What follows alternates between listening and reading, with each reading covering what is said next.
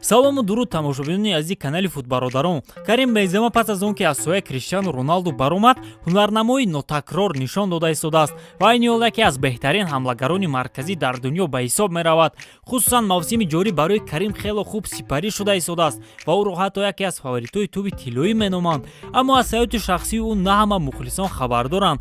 Ҳама медонанд ки ҳамдастаи ӯ Гарет Бейл берун аз майдон голфбозиро дӯст медорад. Ана касби дӯстдоштаи Бензема бошад, арӯсбозӣ аст. Бале, бисёриҳо ӯро Ҳоҷи Карим ном мебаранд, вале чӣ тавре ки бузургон мегӯянд, ҳар як чиз 360 паҳлӯ дорад. Имрӯз мо паҳлӯи на чандон хуби Бенземаро дида мебароем. Пеш аз оғози барнома лайк мондан ва обуна шудан дар каналро фаромӯш накунед. Мо бошем, оғоз мекунем. рӯзи якшанбе тоб рақобатҳо ҳамаи мухлисонро аз тамоми дунё назди экранҳо муттаҳид сохтанд. Аммо аллакай рӯзи чоршанбе рақобатҳо дар топ 5 лигаи аврупоӣ идома меёбанд. Ана ҳамин гуна тақвим мехелам мушкил барои футболбозон ки барои истироҳат вақти хело кам доранд. Барои ҷолибтар кардани тамошои ин бозиҳо метавонед ба 1x муроҷиат кунед. дӯстони мо аз 1x ба ҳамаи бозиҳо коэффициентҳои баланд пешниҳод мекунанд ва инчунин ба ҳамаи обуначиёни нав бо промокоди ташвуд то $100 бонус медиҳанд. Фурсатро аз даст надиҳед. маълумоти бештар дар комментария.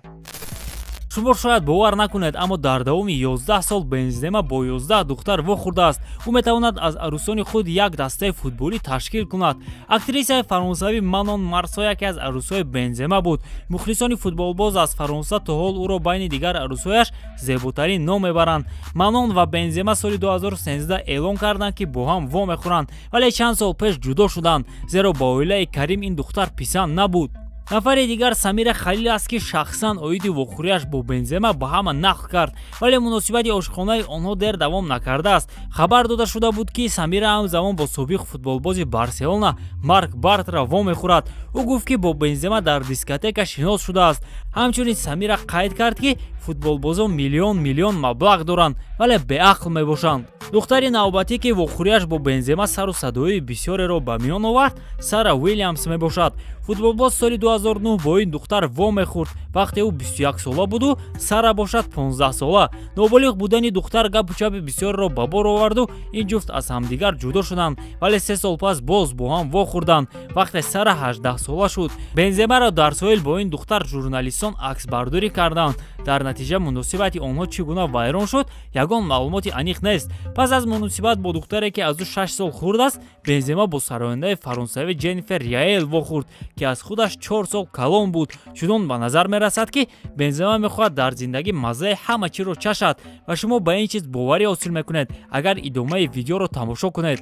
моҳи апрели соли 2010 полиси Фаронса зидди духтарони сабукпо ё худ фоҳишаҳо рейд гузаронид ва ҳамаи дискотекаҳои Парижро тафтиш кард. аз як клуб ки дар маркази шаҳр ҷойгир буд, якбора 10 духтарро дастгир карданд ки яке аз онҳо Захия Дехар аст. ӯ ба полис нақл кард ки вақте 16 сола буд бо Франк Рибери ва Карим Бензема ҳамхобагӣ кардааст. якум шуда Карим бо ӯ соли 2008 шинос шуд.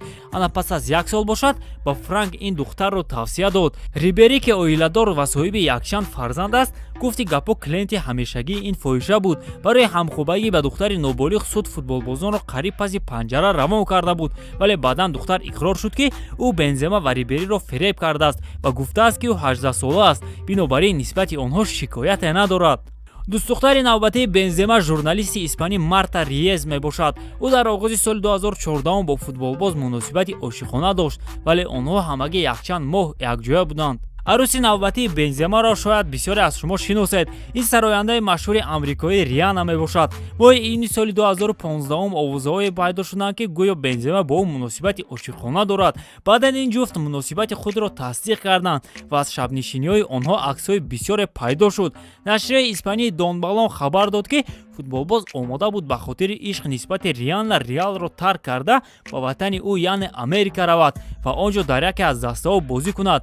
вале соли 2017 ин ҷуфт аз ҳамдигар ҷудо шуданд, зеро Риана ба Бензема гуфтааст ки ӯ ояндаи худро бо ӯ тасаввур кардан наметавонад. пас аз вохӯрӣ бо Риана, Бензема ишқи худро дар симои ҳамшираи тиббӣ Хлоя Делоне пайдо кард. ҳамроҳи Хлоя Карим муносибати дурударозе дошт ва ин духтар ҳатто барои Бензема духтар ба дунё овард. муносибати онҳо хело хуб буд ва ин ба бозии Карим дар майдон таъсири худро мерасонд. Футболбоз ҳунарнамоиаш беҳтар мешуд ва ӯ рӯз аз рӯз бештару бештар гол мезад. Вале соли 2019 ин ҷуфт аз ҳам ҷудо шуд. дӯстдухтари дигари Бензема Аналисия Чавес аст ки модели амрикоӣ мебошад. Ин духтар бо он машҳур аст ки якбора бо ду футболбоз муносибати ошиқона дошт, ҳам бо нимҳимоятгари Боруссия Аксел Витсел ва ҳам бо форварди Реал Карим Бензема. Инак мегузарем ба арӯси ҳозираи Бензема ки ҳамсари қонунии ӯ мебошад, Кора Готье.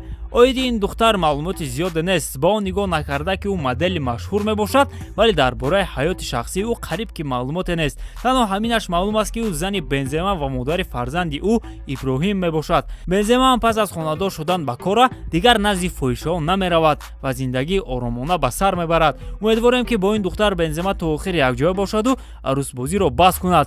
беин ҳам ӯ вақтҳои охир ба ислом бештар рӯ овардааст. охир духтарбозӣ ба ҳоҷи Карим намезебад. лайк монед агар бо фикри ман розӣ бошед. бо ҳамин тамом дӯстон, бо шумо буд канали Футбародарон ва ровии он Беҳрӯз Артиков. хайр то барномаҳои дигар.